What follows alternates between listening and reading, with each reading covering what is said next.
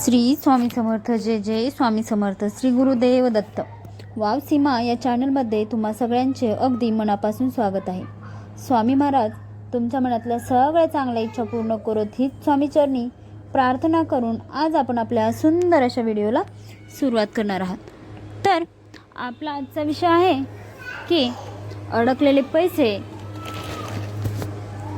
उधार दिलेले पैसे वाद भांडण न करता परत मिळवण्यासाठीचा उपाय. तर त्यासाठी आपल्याला काय करायचे आहे ते आपण या व्हिडिओमध्ये पाहणार आहोत.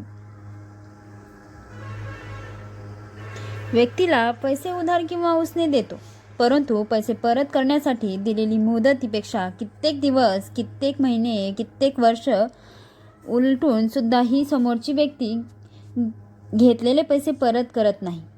उधार दिलेले पैसे परत करण्यास टाळाटाळ करते किंवा अनेकदा आपण नफा मिळवण्याच्या दृष्टीने एखाद्या प्रोजेक्टमध्ये, व्यवसायामध्ये गुंतवणूक करतो, पण कालांतराने गुंतवणूक करून घेतलेली व्यक्ती आपले पैसे देण्यास टाळाटाळ करत असते. अशा वेळी आपले पैसे परत मिळवण्यासाठी काय करावे हे आपल्याला समजत नाही. अनेक जण पैसे परत मिळवण्यासाठी जोर जबरदस्तीचा मार्ग अवलंबतात व त्या व्यक्तीशी शत्रुत्व पत्करतात. त्या व्यक्तीला धमक्या देतात. पण अशा कारणामुळे आपण विनाकारण आपले शत्रू वाढवतो.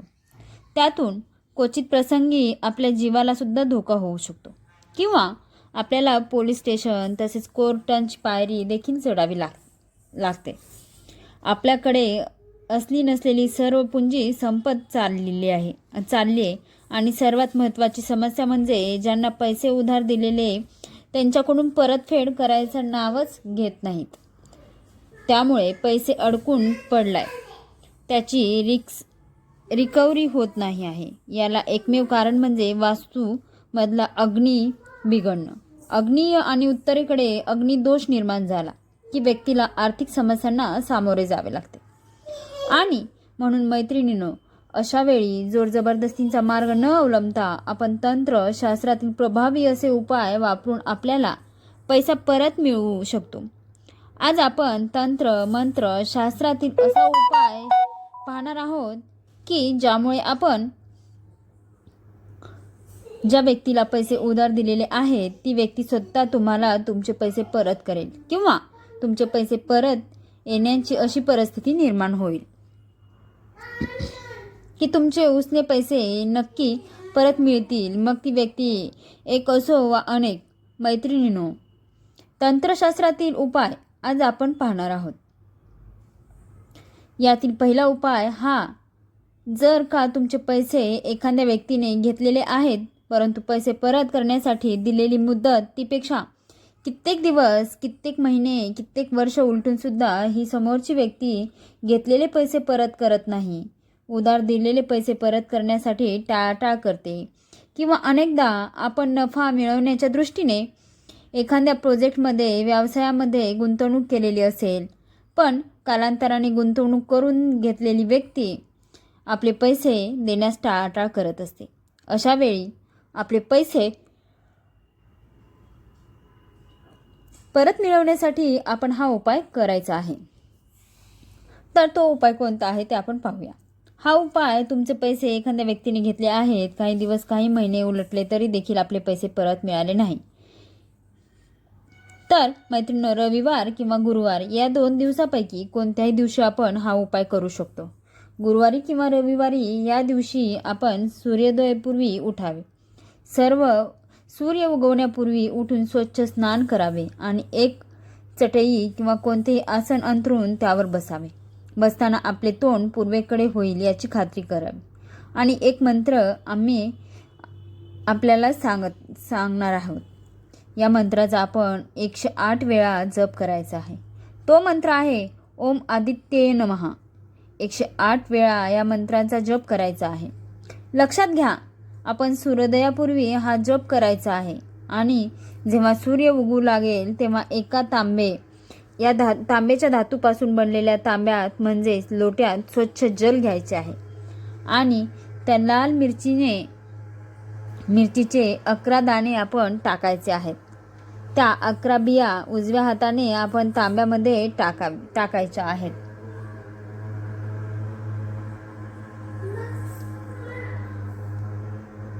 व ते जल सूर्यदेवाला अर्घ्य अर्पण करायचे आहे.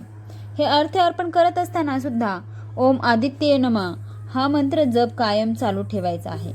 अर्घ्य अर्पण केल्यानंतर सूर्यदेवांना हात जोडून आपले उधार दिलेले पैसे, उसने दिलेले पैसे मिळण्यासाठी प्रार्थना करायची आहे. हा उपाय आपण दर गुरुवार किंवा रविवार या दिवशी पुन्हा पुन्हा करावा. जोपर्यंत तुमचे पैसे परत मिळत नाही तोपर्यंत काही दिवसातच तुमचे उधार दिलेले पैसे तुम्हाला परत मिळतील. उत्तरेकडे कुबेर किंवा कुबेर कलश स्थापना करून श्री महालक्ष्मीची प्रतिमा लावावी. आपल्या घरात केरसुनी अथवा झाडू आणि आपली कचरा कुंडी पटकन कोणाच्याही दृष्टिक्षेपात येईल अशी ठेवू नका.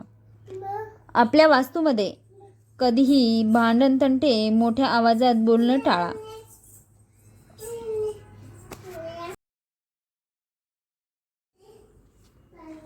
आपल्या वास्तूमध्ये कधीही भांडणतंटे मोठ्या आवाजात बोलणं टाळा. कर्कश किंवा मोठ्या आवाजात संगीत ऐकणं टाळा. आपल्या कुठल्याही दरवाजांच्या बीजावर किंवा तावदानामुळे एक प्रकारचा विचित्र आवाज येतो, तो बंद करा.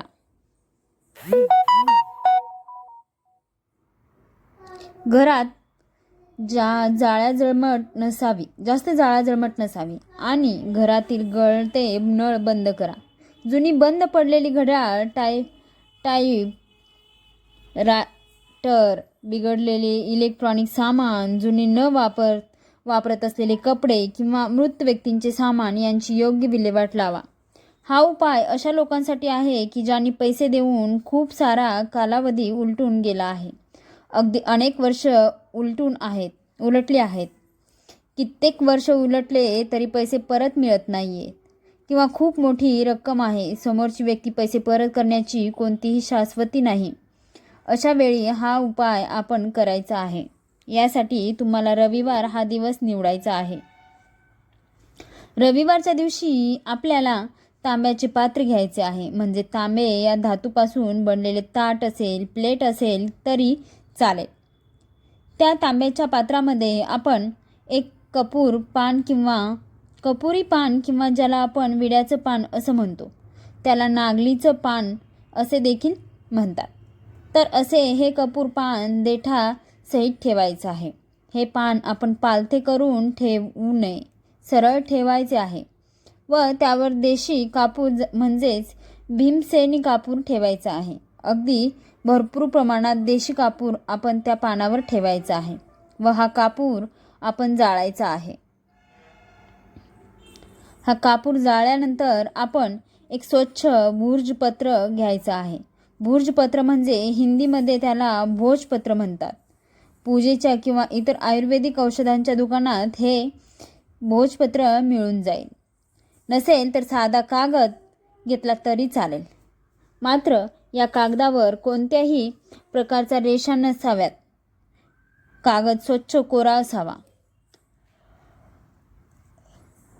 आणि कोऱ्या कागदावर भीमसेनी कापरांच्या काजळने ज्या व्यक्तीने पैसे घेतले आहे त्या व्यक्तीचे आपण नाव लिहायचे आहे. लक्षात घ्या, फक्त नाव लिहायचे आहे. त्याचं संपूर्ण नाव लिहायचं नाही, फक्त नाव लिहायचे आणि त्यानंतर आपल्या उजव्या हाताने या भोजपत्रावर किंवा या कागदावरती आपण 7 वेळा थपकी मारायची आहे. म्हणजे 7 वेळा थाप मारायची आहे. आपला उजव्या हाताचा पंजा या कागदावर आपटायचा आहे. प्रत्येक वेळी हात आपटताना त्या व्यक्तींचे नाव घेऊन आपले उसने पैसे, उधार पैसे त्या व्यक्तीला परत करण्यास सांगायचे आहे.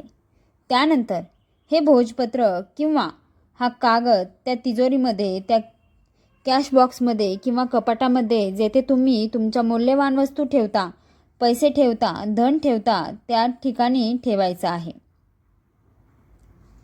लक्षात घ्या, भोजपत्र किंवा कागद ठेवताना जे नाव आहे ते वरच्या बाजूला असावं. ते नाव पालथं घालायचं नाही. तर अशा प्रकारे हा कागद तिथे ठेवल्यानंतर आपल्याला या कागदावरती एक लाल रंगाचा दगड ठेवायचा. आता हा लाल रंगाचा दगड कुठून आणणार? यासाठी आपण कोणताही दगड घ्यावा, शक्यतो मोठा दगड, आणि या दगडाला स्वच्छ करून आपण कुंकवाच्या पाण्याने म्हणजे थोडंसं कुंकू टाकून या दगडाला लावायचं आहे. या दगडाचा रंग लाल करायचा आहे. तर असा हा लाल रंगाचा दगड आपण या भोजपत्रावरती किंवा कागदावरती ठेवायचा आहे. मैत्रिणींनो, हा उपाय ज्याने आपले पैसे घेतलेले आहेत त्या व्यक्तीला कोणताही नुकसान पोचवत नाही. फक्त या व्यक्तीला आपले पैसे परत देण्यास हा उपाय उपयुक्त करतो. दररोज तुळशीला ओम नमो भगवते वासुदेवाय नमः हा मंत्र म्हणत 7 प्रदक्षिणा घालाव्यात व दर गुरुवारी थोडे कच्चे दूध अर्पण करून आपले अडकलेले पैसे परत मिळण्याची प्रार्थना करावी. कारण तुळशी आपलं संकट हरण करते.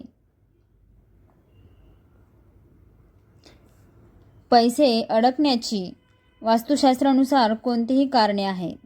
अग्निदोष होण्याचे पहिले कारण म्हणजे उत्तरेकडं जल तत्वात किचनचा बर्नर किंवा शेगडी असणे किंवा टॉयलेट येणे आणि त्याचबरोबर लाल संगीत किंवा लाल इंटेरियर असले हे कारण आहे. दुसरे कारण म्हणजे आग्नेय दिशेत अग्नितत्वात जलतत्व निर्माण होणं, पाण्याचा साठा आग्नेय कोनात असणं किंवा आग्नेय दिशेत निळी किंवा काळी रंग संगती असणं.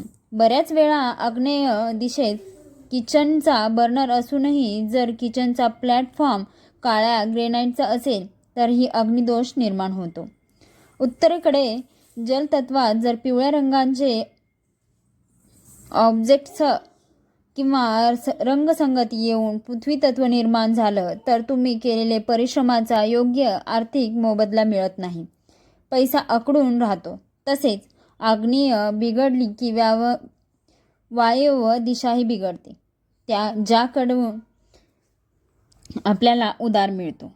आपल्या वास्तूंच्या ज्या दोष असतो